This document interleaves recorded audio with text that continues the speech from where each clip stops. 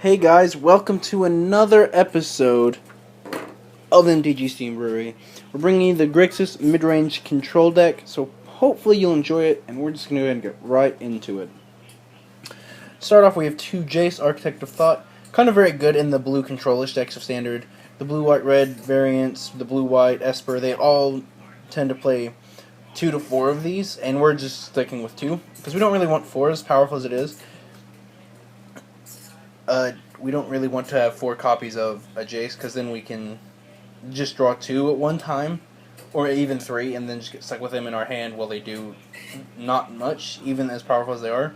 We don't want to get stranded with extra copies. So 2 is the number we're running for now. We have 2 Keranos. Also don't run too many of this. To God, also, which is a downside, kind of, because Deicide is a big thing, if people are sideboarding that.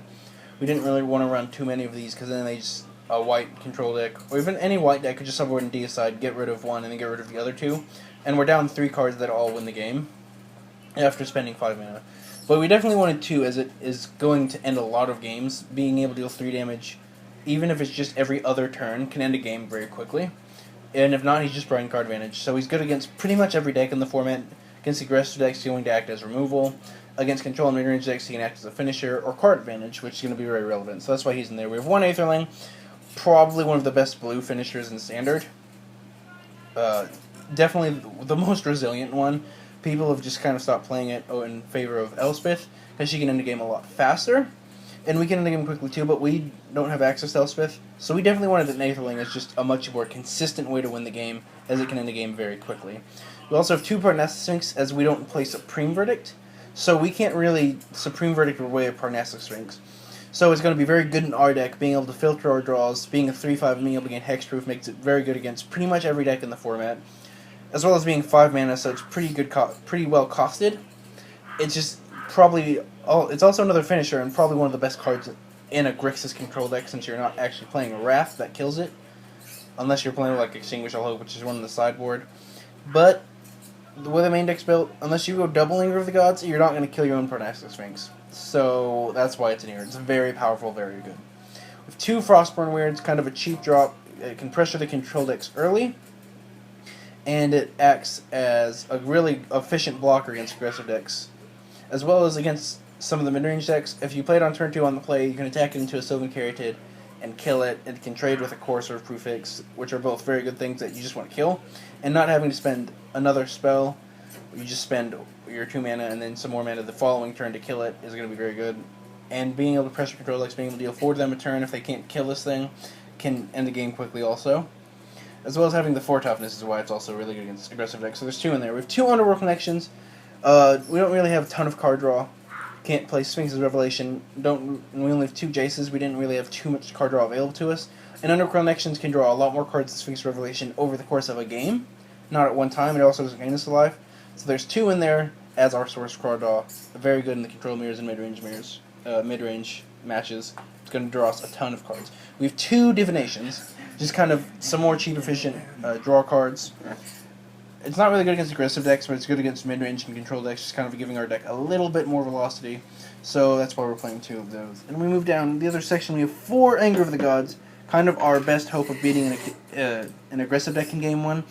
The way our deck is built, we're kind of weak to it in Game 1, so we definitely wanted a way to just end the game on, pretty much end the game on turn 3 against the hyper-aggressive decks, and Anger of the Gods is the best way to do that, and the main reason to actually even have red in this deck. So that's why there's 4 Anger of the Gods. We have 3 Thoughtseizes once again for the control and mid-range matchups. I think you're lying. I think Keranos is the real reason. Real reason to play red? Keranos is also another really good reason. The only reason? Thoughtseize, also a very good card. Probably in the top 10 cards of power, 10 most powerful cards of Magic. Arguably, it answers. It top can 5 answer. is basic lands. Top 5 is lands. It can answer pretty much anything if it's in their hand. It comes down very early. It's going to be very good at removing counter spells to clear the way for something like Keranos or Detention Spheres, Vanishing Lights, whatever you need to get rid of. It can clear the way, as well as 2 Heroes Downfall, kind of acting as more removal. Kills pretty much anything, but it is 3 mana and a little slow. And we're not too worried about Planeswalkers as the game goes on. We can Thoughtseize them, we can Izzet Charm it if they tap out, we can Dissolve or Counterflux it. and we can just threaten them with Karanosis, Aetherlings, Paranaxis, Grixis, and Frostborn Weirds. So we're not too worried about Planeswalkers, as well as the main Planeswalker we're about Elspeth, and she's at 6 mana, and they don't really tend to play more than 2 or 3 of them, so we don't really need too many answers to it. We just need to be able to counter it if it comes down. As well as 3 Dissolves and a Counterflux is our counter magic for the control and mid-range matchups. Not really that great against aggressive decks. Counterflux, amazing in a control mirror, because you're just able to say no. And Dissolve just because... Quarters are magnetic. Just as good as Counterflux is, against a mid-range deck and an aggressive deck, it's just a counterspell for 3 mana. It doesn't really do anything. So that's why we're playing 3 Dissolves and 1 Counterflux. I might be correct to sideboard another Counterflux. I am not, but that is how we're doing it for now. We have 1 Turn Burn, 2 Devour Flesh, and a Bile Blight, just kind of serving as all of our early removal. As you see the Devour Flesh fall onto the Bile Blight. Turn Burn can also kill pretty much anything that is not pro-blue, like a Mistcoated Hydra. Devour Flesh early removal. Bile Blight kills a ton of things. It can kill a group of pack rats, which is also very relevant if we can't get them with an Anger of the Gods. So that's why those are in there. As well as 2 Izzet Charm. It's one of my personal favorite cards in all of Magic. It's also very good in Standard right now. It can act as early removal. It can act as a cheap counterspell. And worst case scenario, you get to draw 2 and discard 2. So it's never really dead, because you get to filter more cards out of your deck. So just acting as some more cheap card draw.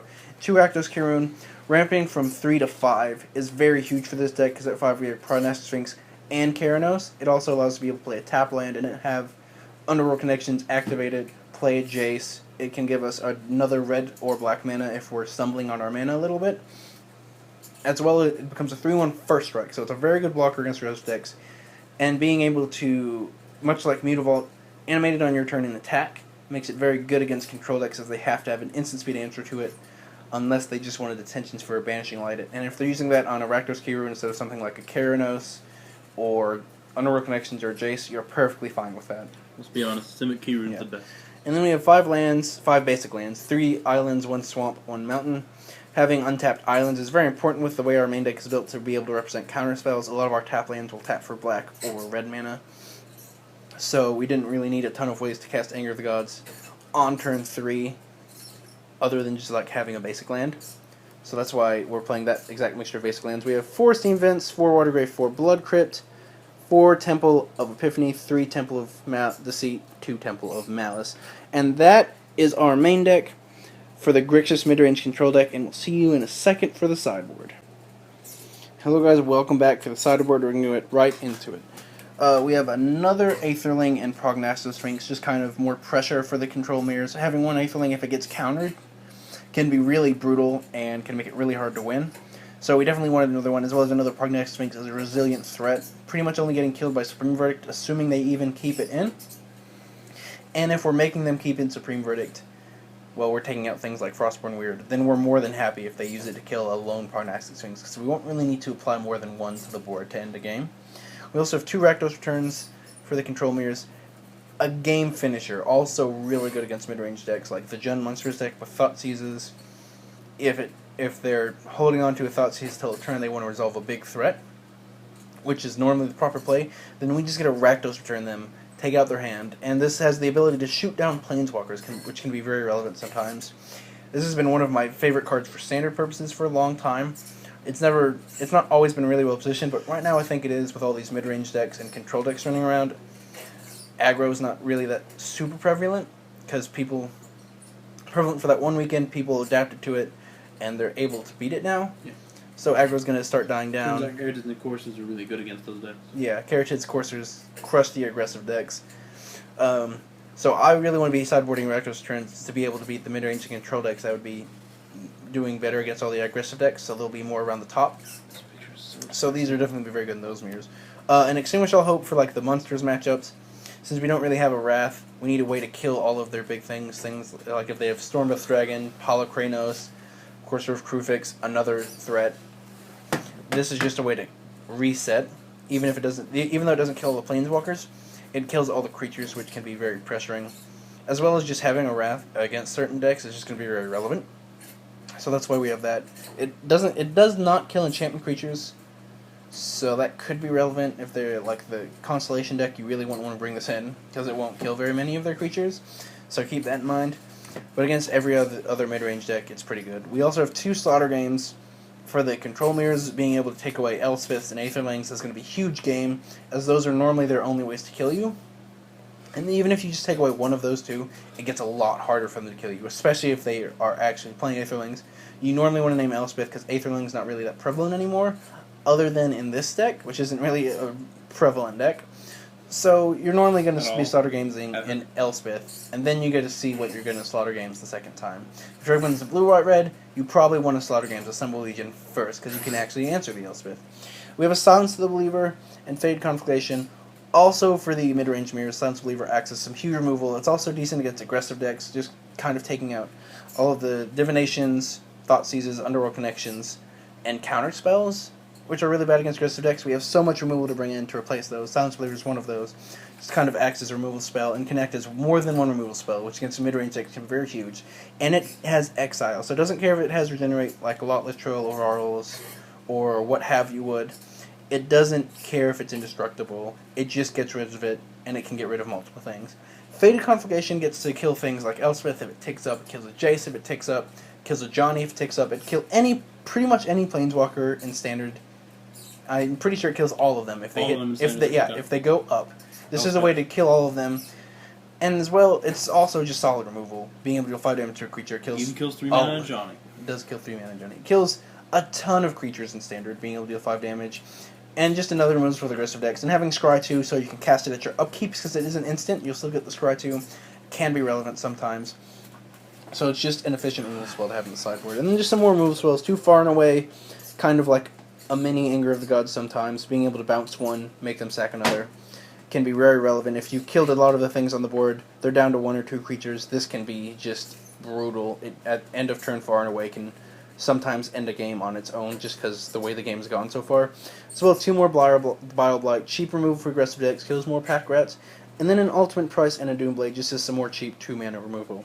So there's our sideboard. You saw our main deck. I hope you enjoyed the Grixis midrange deck that I showed you guys. As usual, subscribe, hit the like button, follow us on Twitter at PureSoulsBlog, email us PureSoulsBlog@yahoo.com, and don't be afraid to go check out my articles.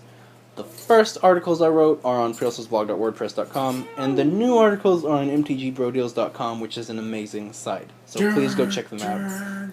As usual, go have a great day, and tell Coast like your number 2 what you think of a soundboard.